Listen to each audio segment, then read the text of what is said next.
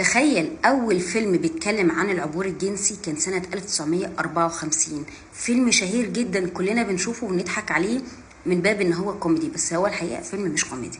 وقصة الفيلم عن حنفي، شخصية رجعية جدا ومتحفظ ومتعنت ضد أخته. ده مش بس كده، ده كمان بيمارس أفكاره الذكورية على مرات أبوه وعلى بنت مرات أبوه اللي هي ماجدة. أنا لسه لحد دلوقتي ما قلتش اسم الفيلم، بس قبل ما أقول اسم الفيلم عايزة أقول إن المؤلف جليل البنداري لما قرر إن هو يعني يروح للمنتجين يقول لهم ان انا عندي فكره كذا كذا كذا، المنتجين خافوا جدا من الفكره، لان الفكره باختصار شديد جدا عن واحد بيتحول من راجل لست.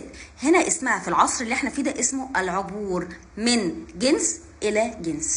بس المخرج فطين عبد الوهاب كان متحمس جدا للفكره، ووافق جليل البنداري ان هم يعملوا هذا العمل.